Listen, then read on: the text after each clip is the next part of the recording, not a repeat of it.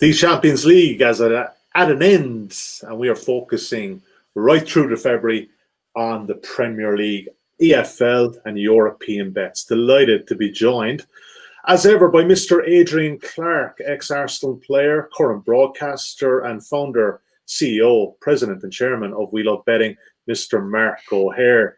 Let's talk about last weekend, guys. First of all, we always own our losses. We're well able to shout about the wins. Wasn't a terrific weekend.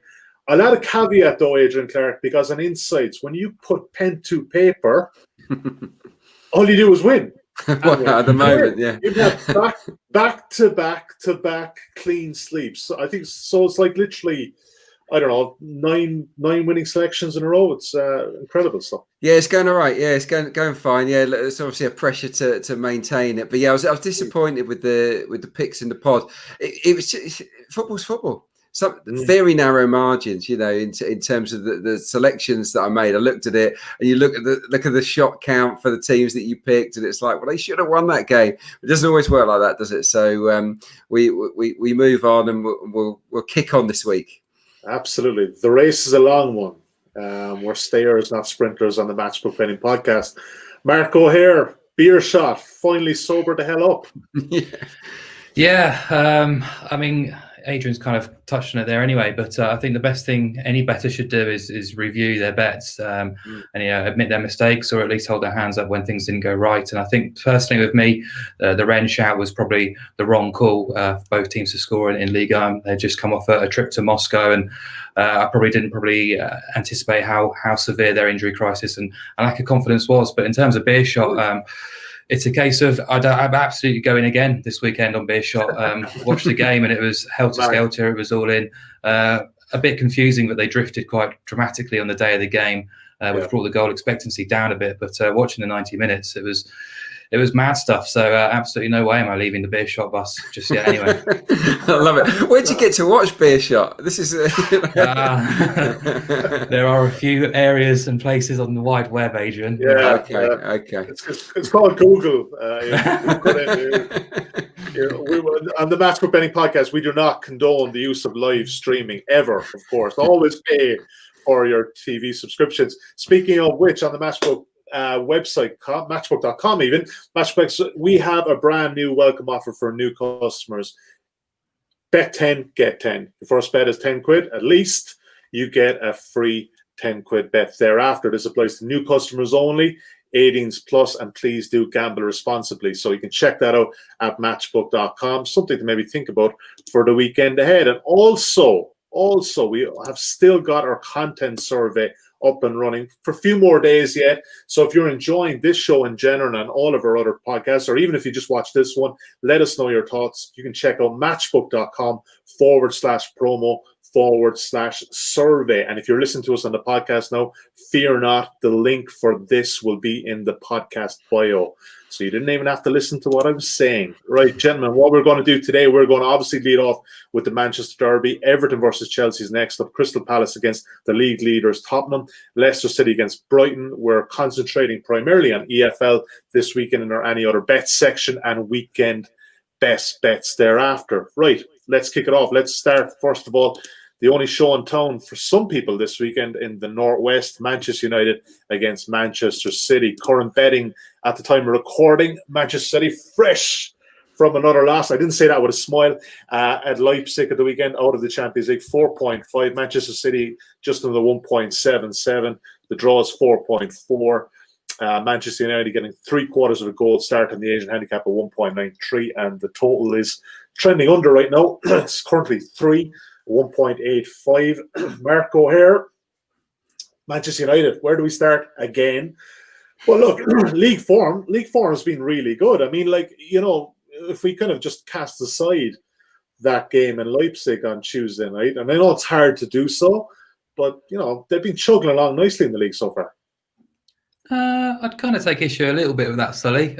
Results have been all right, but last four games. Maybe it's just me being sour grapes, really, because I've opposed them on this podcast the last 2 weeks against Southampton and West Ham, and almost been counting my money at a half-time position and seeing them roar back in the second half. So we've talked about it many times now. They're unpredictable, they're inconsistent, they're erratic. They have shown, obviously, they've got the class, the individual quality to win matches and win them quite comfortably in the end when all things come together. But midweek was a defensive abomination, not for the first time this season again. But I thought on the whole, their performance wasn't actually that bad. I thought they did create a lot of chances. They looked good going forward as well. The ball just didn't sort of fall for them at particular moments. And yeah, obviously the scoreline makes it look a lot closer. But I didn't think United were a million miles away from Leipzig throughout the match, despite those horror shows defensively. Obviously, the reaction to that defeat, Solskjaer parachuted into favourite for the sack race, and it's kind of understandable, really, because, but this is a kind of opportunity for him to kind of pull another rabbit out of the hat. He tends to do this. He tends to be, up against the wall and then put in a performance from his team to kind of save his job for a bit further. But it's going to be difficult. The market's certainly moved against United since midweek. They certainly haven't convinced at Old Trafford either. Just 4 of their 19 points collected at home. They had a hard job beating West Brom. They held Chelsea. That's where their 4 points came from. Cavani and Martial likely to be missing as well. But I kind of look at them and you still think individually there's quality there. Fernandes is just so influential to that team. Rashford and Greenwood are well capable of scoring goals and creating problems. And Solskjaer's had City's number and Pep's number 3 times in his 5 meetings. United have actually won. And I just think he's going to revert to the same plan that always seems to work for United against City, counter-attacking, sit back and see, contain and counter. But would I be opposing United at the prices? I'm not sure, because City are always artificially short because their quality and what we know that they're capable of. But I think over the last 18 months or so, since they've won the title, I haven't seen them play consistently to the standards that their prices always kind of suggest they should be. They're actually going off the shortest price at Old Trafford in the Premier League under Pep Guardiola, which I found really quite surprising. They were 1.83 last year, 1.77 now. That price has moved since midweek, as I said, and obviously no fans, or the lack of fans, is going to play a little part in that as well. But City's record away against elite teams on the road since they won the title, 5 defeats in 6, including Spurs this season, only scored 3 goals in those 6 games. Only one of those games saw over 3.5 goals land as well. But I think the positives from a City perspective are certainly defensively. The partnership between Laporte and Diaz is coming along just nicely. They're getting players back fit and available. Aguero off the bench to score midweek. De Bruyne rested. Gabriel Jesus rested as well. But I'm not convinced this game's going to play out in the kind of end-to-end entertaining contest that potentially the market suggests. 8 of the last 11 games between these two have featured fewer than 4 goals. The under 3 goal line then sort of came into play for me. However, I know I'm going to sound really sort of indecisive here, but you just look at United's recent matches. Their last 8 have averaged 3.88 goals per game. 7 of them have featured 3 or more goals. 7 have seen both teams scoring as well. And 15 of their 18 games all season have gone over 2.5 goals. So I'm kind of stuck between a rock and a hard place here, between wanting to sort of oppose goals, but also well aware that United almost guarantee goals right now too. So I've kind of plumped between the two. I think if you go down the exact goal line, I should say, you can get 2.05 on exactly 2 or 3 goals in this game, which kind of sits nicely between the two sort of markets I was looking at, over 2 3/4 and under 3, at a nice price. But I wouldn't be saying this is a bet of the weekend material at all. But City should win, but the price isn't for me. Adrian, what do you think? I mean, like Mark touched on it there, United should have no fear of City, given they've taken 6 points out of them last season, and pretty close personnel. I don't think there's a hell of a lot has changed in the meantime. What are you thinking there? Yeah, well, they've got a formula against City. That much is for sure. They've played different systems as well. They had 3 at the back in one of the victories, then they had 4 at the back at the game again, that they won at the Etihad. So whatever shape they go in with against City, they play the same. They have 28% of the ball both games, and they're very, very efficient. They explode into life on those transitions, on those counters. They'll look to do that again here. And for the reasons Mark has outlined, you can see Manchester United doing it again. I just feel their luck might run out. I look at their last 4 performances defensively, and they have been shocking. There's 4 bad defensive performances in a row now for Manchester United. The shape of that rear guard is poor. The fullbacks aren't defending well. They look fragile at set pieces. There's a lot to dislike about United defending. and with City's firepower beginning to sort of click into life, I just wonder whether this is a day where they might get found out. I think United will go back to basics. They'll play quite cautiously, a little bit like they did against Chelsea, and then look to hurt them. Yes, look, Manchester City, I think, are quite low scorers on the road. I think that their away games so far this season haven't produced a bundle of goals. So I'm kind of with Mark on this. I fancy City. The price is a bit short. Was it 1.77? It's a bit short, but I think they'll win the game. But I think they'll win a low-scoring game. That's how I see this match panning out. But as we know with the Premier League this season, it is carnage, isn't it?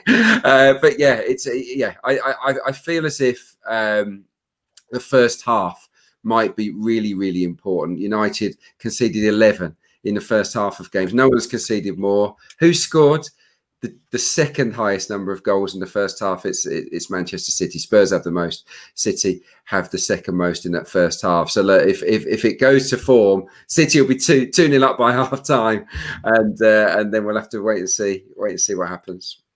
Just regards to defending, I read a pretty interesting article on The Athletic last night. The author's name escapes me right now, but basically broke down those 3 goals they conceded against Leipzig and some of the stuff. I mean, you knew when you were watching it that it was bad, but when it was actually broken down with the stills and elsewhere, it's just comical. Van Bissaka caught out for the second goal, obviously drifted in, and then you see Maguire being kind of Lindelof and Shaw, and like Adrian, and there's some things like even the first goal, the overload of one side by Leipzig, and they just left it nobody on the other side. And you're thinking if Nagelsmann can get the better of Solskjaer and that, then surely Pep will have something up his sleeve. Yeah, look, I think tactically they have been all over the place. It's organisation is the word that I would use. They don't look particularly well organised. It looks a bit off the cuff. They don't appear that well coached, and I know that's a stick that Ole gets level with quite a bit. But it doesn't. There's no obvious organisation there with the defenders. So they're getting by on talent alone, and they've got some talent. I mean, Fernandes, the most creative player in the division. Rashford is having another storming campaign. Pogba looked good the last couple of games when he had a run out, and Greenwood's finding his feet. So you can see United hurting anyone, but without the ball, I think they're a bit shambolic, and I just feel that on this particular occasion, City will find a way to beat them. But they do have the measure of City over recent meetings. Yeah. Okay. So look, Adrian, if I offered you under 3, a flat 3, and look, we get our money back if it's a 2-1 win. Yeah. It's probably the safer option there, isn't it? I had down under 2.75 goals at 208. Okay. But I'm happy to take on that one. I think City win the game, but the price is a bit skinny. Yeah, and look, let's coming off a losing week. Let's be small and conservative here at this one. 1.85 is a very backable price. Okay, Mark's selection exactly 2 to 3 goals again. Not a very not your best bet of the weekend, Mark, by any means, but 2.05 the general guide price for that. I do like that one, Mark. Though if you're getting odds against, not a bad option there. Okay, let's move on, gentlemen. Let's move on to Everton versus Chelsea. Let's take a look at the betting. Adrian, I'll come to you first here, but let's look at the betting first of all. Everton at home, 4.5. Chelsea, informed Chelsea. Well, I actually thought this might be a small bit shorter, just under 1.83. The draw is a 4.15. Everton on the Asian handicap plus 3/4 a goal, just under 1.88. And the total is slightly trending towards the under here, and it's flat 3. Adrian, Chelsea have been really, really impressive. And we kind of slightly posed them last week, taking leads on the 1.25 goal handicap, and more fool us. This Chelsea team right now, they're clicking. Oh, they wiped the floor with Leeds, didn't they, in that second half? I mean, the XG was over 4, quite remarkable, really. So much firepower going forward, so much variety. Obviously, Ziyech had to come off in that game. Pulisic comes on, offers a different threat, but a really, really dangerous threat as well. And then obviously up front, they've got options with Giroud and Abraham and Werner. Werner should have scored a couple. I mean, how he missed that one is unbelievable. At the far post, they look great at set pieces. Yeah, loads and loads to like about Chelsea. at the moment. Competition for places, and the keeper, I think, at the back has made a tremendous difference. Even though he made a slight error in the game against Leeds, I think he's given the back four more belief. So yeah, loads to like about Chelsea, not that much to like about Everton, based on current form, particularly defensively. At home, they're leaking goals for fun, and they're facing a lot of shots. They've faced 75 shots this season. That's the 5th most in the Premier League. This for a team that people were, I wasn't among them, but some people were saying, definite, contenders for the title. No one will be saying that now. I don't even think they're going to get that close to the top 4. So yeah, and then they've got a big problem at the moment with balance. Wing back Luca Dean is out for a long time. He's a massive player for Everton. Seamus Coleman's out at the moment as well. These are 2 really important players for Carlo Ancelotti. I think the last game he had Iwobi and Delph as sort of makeshift wing backs. And you think about Chelsea and their strengths down the side with Reece James, Ben Chilwell, the wingers I've talked about, Pulisic in particular. I feel that Chelsea can run amok if they play to their potential in this game. So yeah, Chelsea for me to win the game. They're quite short, 1.8ish, weren't they? But overs, I think, is the one for me. I'd picked out over 2.75 goals at 1.77. Yeah, I think they will win, and they'll win with a little bit to spare. Overs and is the main player obviously for Adrian. Mark, what do you think on this one? Yeah, I've got exactly the 2 same bets written down here too as well. I think, after we just talked about the Manchester derby, would you rather back City at United around 178 or Chelsea at Everton at a bigger price? Well, obviously it's Chelsea for me every time. I think they're one of my strongest players in the Premier League this weekend. Goals are as well. I don't need to say too much more to what Adrian's already said. He's mentioned all the sort of notes that I had down, particularly in the fullback region. I think Delph is missing this weekend as well. So whether they stick with the 3-5-2 or go back to a flat back 4, either way, you're looking at fullbacks at potentially being Godfrey, Iwobi, or Tom Davies. One of those is going to have to play out of position on the left, you'd assume, as well. So to me, that's a recipe for disaster. I don't like the defensive makeup. I don't like the fact that Allen's getting completely overrun and exposed in the holding role in midfield either. As Adrian says, the balance is off. And you'd assume Ancelotti will just continue to play Richarlison, Calvert-Lewin and James as a front 3, which does leave the midfield exposed. He used it here against United. I know against Liverpool, Bernard had to play for Richarlison, I think it was, or vice versa. And despite it only being sort of 2 games, Everton were second best in both of those quite comfortably. So Chelsea should have no trouble creating opportunities. Because of Liverpool being so forward-thinking, Liverpool should have won at the Goodison. United did. Leeds won quite comfortably as well, even if the scoreline didn't suggest so. And even look at the game against Fulham at Craven Cottage, Everton getting exposed defensively too. So they're without a clean sheet since the opening day. I suspect Chelsea should enjoy themselves. If you look at their results against teams outside the top 6 wins from 7, they scored 3 goals or more in 6 of those, averaging 3.14 goals per game. But Everton do tend to, with those front 3 going forward, they do tend to score goals. They've scored in 13 of 15 at Goodison in the Premier League under Ancelotti. 11 of those saw both teams scoring. And Chelsea away under Lampard, 19 of 24 in the Premier League, over 2.5 goals. So, yeah, for me, Chelsea are quite a strong play, but overs as well. Okay, Chelsea at 1.83 currently and over 2.75. That's half your bet on over 2.5 and half your bet on 3.0. That's a 1.75. All right, I like it. Very much like it. Like I said, I just thought that Chelsea price just looked a small bit big to me. I thought it'd be a bit shorter in the current form. And like Jurgen Klopp touched on it early on in the week, that depth of the Chelsea team right now, it's ridiculous. There's so much depth, and they have to be considered contenders, Sully. For that reason, I think Jamie Carragher made a good point during the week as well. That maybe not best 11 probably isn't as good as Liverpool, but depth-wise throughout the season, and look, we look at the league table already, and this year is going to be a bit funny as well. They're definite contenders. Yeah, in a crazy busy season, depth is even more important. And Chelsea, I think, can be really close to City. I think Liverpool will probably win the league. Obviously, Spurs are in the mix as well. But for me, you wouldn't be surprised to see Chelsea finish runners-up. The one thing people say against them is that they haven't beaten anyone of note yet. They've drawn, of course, with Spurs, drawn with Manchester United. But look, if you win all the other games and draw with your rivals, you'll be there or thereabouts.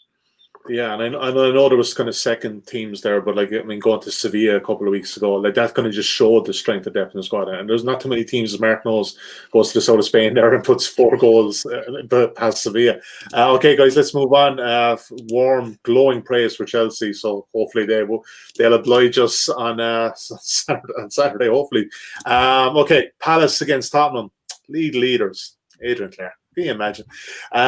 Crystal Palace currently available at 4.95. Tottenham Hotspur at just under 1.79. Palace are getting 3/4 of goal start on the Asian handicap of 1.9, and 2.5 is the total. Mark, we were on the money. One of the few winning selections last week with Tottenham. Comfortable win against Arsenal. Should we be backing them on Sunday?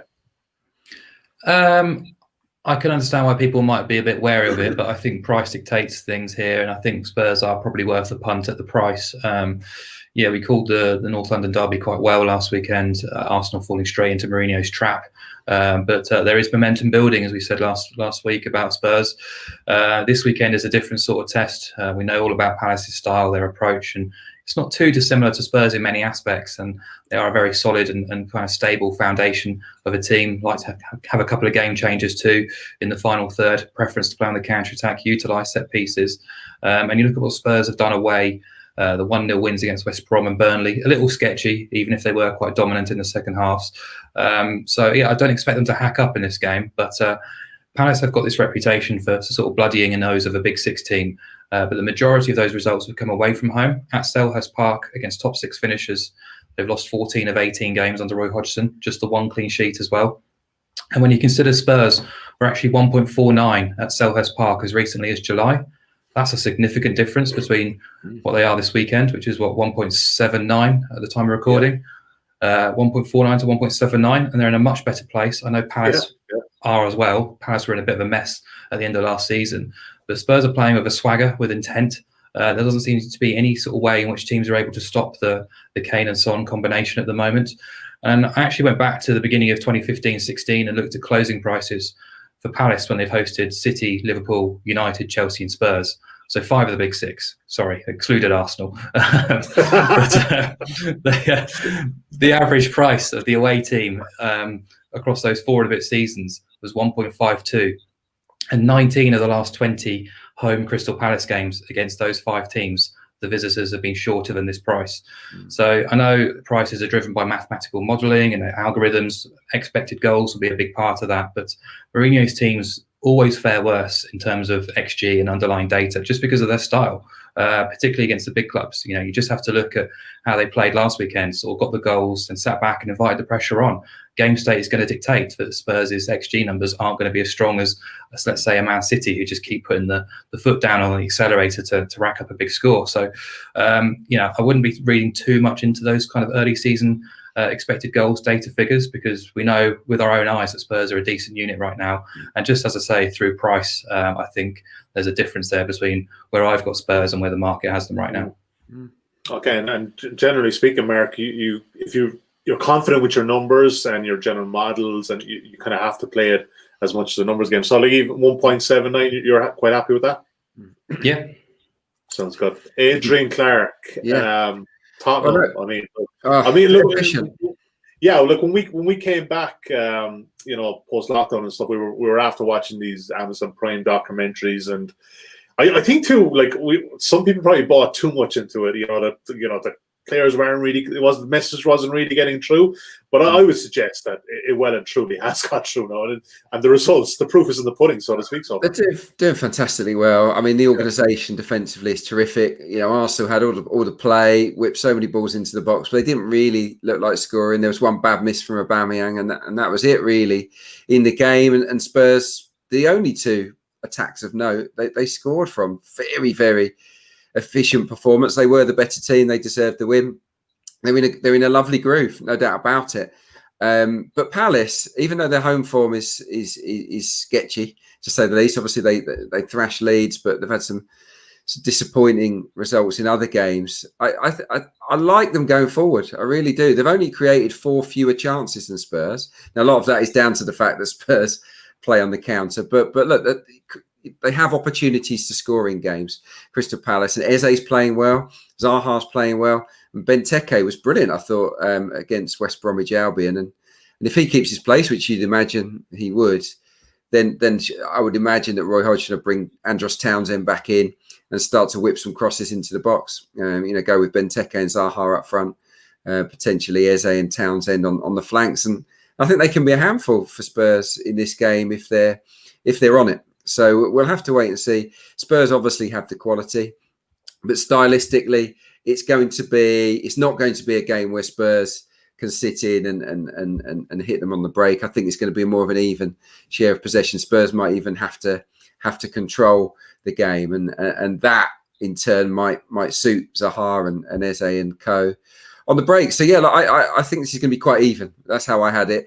Obviously, because of Spurs' quality, they're that price for a reason, and they are worthy favourites. But I like the draw. I think the draw at 3.94, the last time I looked, is decent value. I think this could be a game where Palace claim something. Okay, differing selections there for the gents. Let's move on, guys. Let's move on to Leicester City versus Brighton, Monday Night Football in Leicester. Let's take a look at the betting first of all. Adrian, I'll come to you first here, but let's have a look at the betting. As I said, 2.09 Leicester, Brighton Hove Albion at 3.86. The draw is at 3.56. Brighton are getting a half goal start. They're just under 1.87, and the goal line is pretty low one for the Premier League this season, 2.5. Adrian, we haven't talked about Leicester. We haven't talked about Leicester for a while, but we finally broke our losing streak with calling their games. But is there a possibility that we may be opposing them again this week, just like we did about 3 weeks ago with the Liverpool game? Well, Leicester have lost 3 home games already, and they've not lost them to heavyweights in the division. They lost to Villa, Fulham, and West Ham. They're pretty good actually against Sheffield United last time out, but they're certainly a flawed team. I mean, for set pieces, they're a bit of a mess at the moment. They keep conceding from those. The injury problems persist, and they just haven't really found that groove on home turf. So I don't think they're bankers in this game by any stretch of the imagination. I'd rather focus on Brighton and what they're doing really, even though results have been mediocre at best. Their performances are all right. They just keep giving away too many penalties. I think they've conceded 5, the joint highest in the division. They've scored in all but one match this season, Brighton, which tells you that they've got something going there. They've got a little bit of fluency. They're causing opposition teams problems. They've scored in every away game, actually averaging almost 2 a game on the road, Brighton. So I think they can cause Leicester problems in the way that Villa did, in the way that West Ham did. It could be 2 back threes meshing. And I always think that doesn't make for a great game, unfortunately. But that might play into Brighton's hands, that they can nick a low-scoring win here. I think it's a danger the 2 teams will cancel one another out. 2 real tacticians, Rodgers and Potter, love a chalkboard. They love to overthink it. I think this will be tight. But I would fancy Brighton. Okay, Mark O'Hare, what do you think? We might as well oppose Leicester again. Come on, it's Christmas. I mean, I wouldn't be putting anyone off opposing Leicester. I mean, these are 2 teams I've not really fallen in love with this season for various reasons, because they've cost me at various times. And I think, I don't want to be too critical of Leicester. We've done that all before, and Adrian's already sort of done it a little bit for me anyway. But they put in that no-show against Liverpool, offered very little, failed to fire against Fulham. Quite an embarrassing home defeat, that. And then I thought Sheffield United were fully deserving of a point actually against Leicester last weekend. I thought their scoreline was really harsh on them. But you look at Leicester and you look at where their strengths are. It's playing in transitions, the likes of Barnes and Maddison and Vardy. Will they get the opportunity this weekend? I'm not sure. But I look at that price. What is it, 2.1? They were 2.48 against Wolves and Aston Villa. So that's a big difference there between. If we're sort of talking about how expected goals and expected points can drive mathematical models which give us our prices, there's a big difference there. And Brighton are actually the biggest underachiever in the Premier League this season. of the 9 games they failed to win, they've actually won the expected goals battle on 6 occasions. You look at expected points; they've earned 4 points from those nine compared to the expected points of 15. Only Spurs are giving away fewer open play opportunities. Only Man City are conceding fewer shots in the box, and Brighton as well. Their issue, as well as giving away penalties, for me is just not having that quality in the final third. They're top 6 for shots at goal, they're bottom 6 for shots on target. And that's been their problem ever since Graham Potter came in, sort of implementing this really attractive, progressive style of football where their promising play just isn't getting the results that they probably deserve against compared to probably more clinical sides like Leicester. And so I'm kind of leaving the 1x2, I'm kind of leaving the Asian handicaps alone. I do think Brighton can cause a few problems to Leicester. They've scored in 18 of 24 away games under Potter in the Premier League. 63% of those games saw both teams scoring. This season, BTTS has clicked in 9 of their 11 games, and Leicester have conceded multiple goals in 5 of their 11 games this season, just the 1 home clean sheet. They have scored in 8 of 9 against the bottom 11. So, yeah, I kind of edge there towards BTTS, which will be around sort of 1.8-ish. I think that's a good call. BTTS. My chosen bet would probably be the Brighton draw no bet. 0-0 on the Asian handicap. Quite a good price, 2.51 on Brighton to do that. So that would be my selection. But yeah, the BTTS is good too. It is a tricky-ish kind of game to unpack, isn't it? Because of the 2 coaches, because of the 2 systems. Yeah. All right, sounds good, guys. 2 selections there. So Mark likes both teams to score just around the 1.8 mark, and Adrian likes Brighton draw no bet, 2.5. All right. Okay, Mark, we're not doing Europe this week. You're decided to join Adrian on the EFL train. So kick us off, mate. Where are you going with the lower leagues this season? Concerning knowing how good he's been. But Europe's a bit tricky this weekend. There's not a huge amount of standout value. So, League 2, Southend taking on Scunthorpe. Southend, as I'm not going to say what he said off air, but as Adrian admits, are not in a good place right now. Bottom of League 2. 7 points adrift to 23rd. They've only scored 6 goals in almost 23 hours of football. Last week, they got a 0-0 against Stevenage. It's the 8th game in 10 that they've failed to score. They've lost 11 of 15, including 6 of 7 at home.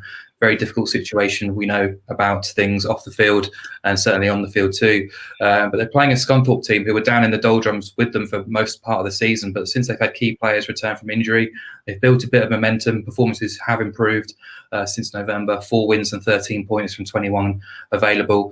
Pushed them away from immediate danger, which is great for them. They were beaten 1-0 at home by Colchester in midweek, which on the surface doesn't look great, but they had 17 shots in that game, and Colchester's goalkeeper, Dean Gherkin, was man of the match. So they are actually playing well. They're picking up results. Defensively, they've improved.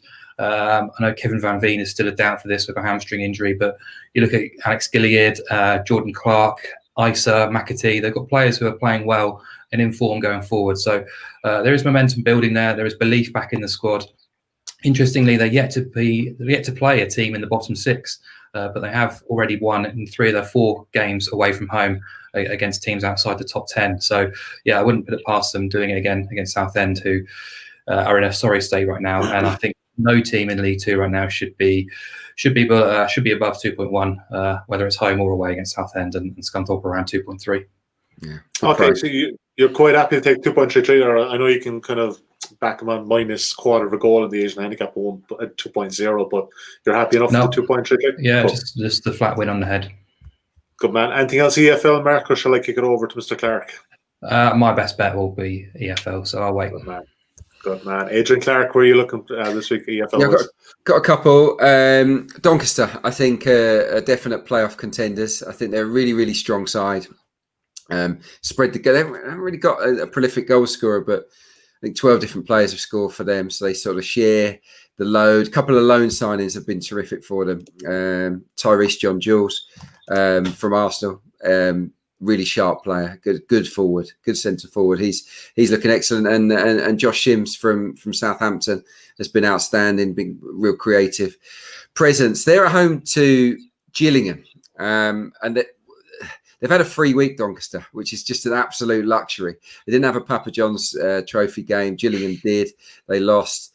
So they've had that nice little breather, and I just think that might recharge Donny, who are great going forward. I think they got the third best goals per 90 record, because they've played a couple of less games than teams around them towards the top half. So they're one of the best attacking teams in the division, and I think they'll just go at Gillingham from minute 1 to minute 90. The Gills are very direct. They've caused teams problems in recent weeks. They've been in much more solid form. But whenever they've come up against a team above them in the league table so far this season, the Gills have been found out. They've come up a little bit short. So away from home, Gillingham to a strong Doncaster side. I'd fancy the hosts here. 1.9. Yep. Salford against Cheltenham is the other game I'm going to pick out. Two really attacking managers, particularly at Salford. You got the new guy in there who's very, very positive, likes to press. 4-2-3-1, and Cheltenham are I think the second highest goal scorers in League Two. 5 of 8 home games for Salford, over 2.5 goals. 5 of 7 away games for Cheltenham, over 2.5 goals. They're just two teams that want to go for it. Their strengths lie at the top end of the pitch. Cheltenham are a bit more industrial than Salford, but it doesn't really matter how they're scored, whether it's long throws, set pieces, or what. They know how to find the back of the net. So for me, over 2.5 goals is a pretty good price here. 2.1 stood out for me, so I'm definitely going to take that one. Yeah, good odds against price there. I like it, very much like it. Hopefully a bit of goals there. And obviously, look, if you're watching or listening today and you don't have a Matchbook account, when you're looking at these EFL bets, guys, I mean, honestly, if you look onto Odds Check or wherever else, more often than not, Matchbook will be the best price there. So if you haven't got an account, sign up to matchbook.com today, bet 10 and get 10. So you can maybe back something on Sunday or Monday as well. Okay, guys, best bets time. Looking forward to this as ever. Weekend best bets. Mark O'Hare, kick us off, mate. Where are you going? Yeah, going into League One and opposing another team who've had a treacherous couple of months or even year, you could say. That's Wigan. The plight has been well documented. Things still going on behind the scenes which haven't been sorted. The manager, John Sheridan, left last month and they're just a little bit rudderless. I know Liam Richardson has done an interim job beforehand, but his hands are tied for the most part. They've been forced to field a load of academy graduates throughout the season because of injuries and lack of bodies. I know their squad is starting to look a little stronger more recently as players come back. And I think you can look at their most recent result, which was the 1-0 win at Sunderland last weekend. And it kind of stands out, really. They were 8-1 to win that game. Great for morale, but fantastically fortunate as well. They had one shot in the game and they won 1-0. They had 28% of the ball, conceded 16 shots, conceded 13 corners. Just one of those remarkable EFL results, really. But they remain bottom of the league, failed to score in 7 of their last 11 in League One, just the one win in that sample, which was that Sunderland victory too. So they are comfortably bottom of all the data metrics in League One, as you'd expect, considering their position. I think this is a really difficult game for them against Accrington. Not a long journey for Accrington to go to the DW. They've actually played, I think, 2 or 3 games fewer than their divisional rivals, but because of obviously COVID postponements. But if you ordered the division by points per game, Accrington Stanley would be 3rd. They're averaging 2 points per game, which is just an outstanding effort for such a small club. They've won 8 of 13 overall, 7 wins in their last 10, including just 1 defeat in the league. And I think 1 goal might be enough in this game. And if so, you'd fancy Accrington to get it. They've scored in 11 of 13, kept clean sheets in 5 of their most recent 7. Unbeaten in those 7 games as well. John Coleman, just such a wily character, knows how to get results, especially in these kind of environments and games. And I just expect Accrington to get a result. And like I said with Southend, I don't think any team should be below 2.0, shouldn't be above 2.2 home or away against Wigan right now. And Accrington were 2.37 yesterday. I think they're probably shortened around 2.3ish now. So there's still value there. Yeah, good pick. 2.3 currently. You get the vote of confidence from Mr. Clarke as well. Well, they were on my shortlist for my insights column. I'm going to pick up another couple of EFL games, but yeah, that's definitely one I'll be taking up this weekend. Good man. So, what's your best bet EFL wise this weekend? I'm going back to the Prem. Yeah, I've looked at some of the other fixtures, and I'm actually going to go with the Friday night game. Leeds against West Ham. I fancy West Ham. I fancy West Ham on a small handicap here. I thought they were brilliant against Manchester United for that first 45 minutes. They absolutely tore them to shreds. Okay, United left some big holes, but I think West Ham are playing ever so well this season. I really do. And Fornals and Bowen, tremendous either side of Haller, who stepped in quite nicely, I think, for Mikel Antonio. Declan Rice having a storming campaign in the middle of the park, and the back five is what it is. Even though they had a rough 45 minutes against United, who were quite inspired, they've been pretty solid for the most part this season. So on the road, I've been really impressed with the Hammers. They drew, of course, three apiece at Spurs. They were really unlucky at Arsenal and at Liverpool. They won at Leicester and won at Sheffield United. They've scored in every away game so far. And Leeds have got problems, obviously, at centre-half. Two of their players are injured.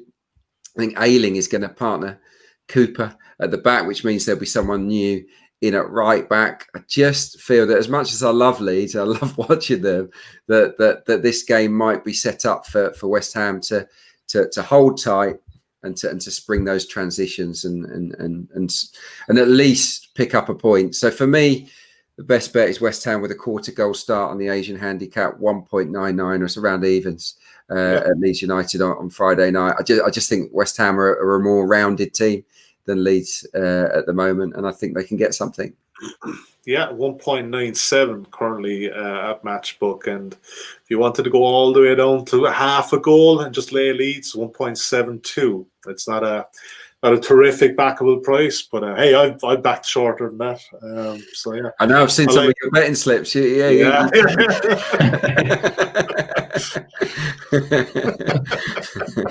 I followed the Mark O'Hare strategy. Believe me, it's a long season, risk averse, take a little bit less risk. All right, guys, fun, a lot of fun. I actually forgot to do a recap here, so we've got a few bets here. Let's start with the Manchester derby.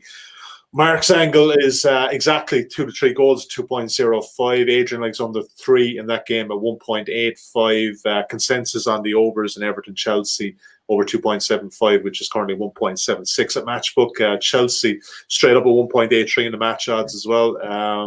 Tottenham 1.79 for Mark. Adrian likes the draw there. So it's a bit of a saver one. So let's put that in there anyway, because look, it's 4.0 as the draw, so it's just 3 to 1. So let's just put that one in there as a bit of a saver. Brighton, both teams to score is the angle there. Leicester home to Brighton for Mark. Scunthorpe at 2.33 for Mark. Doncaster 1.9 for Adrian. Salford and Cheltenham over 2.5, 2.1 for Adrian also. Mark's best bet, Accrington Stanley away at Wigan at 2.3, and West Ham plus a quarter of a goal for Adrian. Fun, gentlemen. And yeah, we've got midweek's Premier League next week. So we are going to be recording on Tuesday morning. So check that out. We will be live Tuesday morning across all Matchbook's channels. We'll be on the podcast as well as ever. So yeah, looking forward to it, guys. Festive. We're doing midweek Premier League. We know it's Christmas is almost here. I love it. Lots of fun. Adrian, thanks to you as ever. Mark, thanks as well. Thank you for watching today. Thank you for listening. Don't forget, if you want to take our survey, it's open for another couple of days. Let us know what we're doing well, what we're not doing so well, what you maybe want to see more of, what you want to see less of. Good, bad, or indifferent. We're an open book. Check it out, the podcast bio. Pin tweets at Matchbook as well. We'll send you to the link. Literally will take about 4 minutes of your time. We will see you next Tuesday, midweek Premier League action. Have a great weekend. Best of luck with your bets, and we'll talk to you then.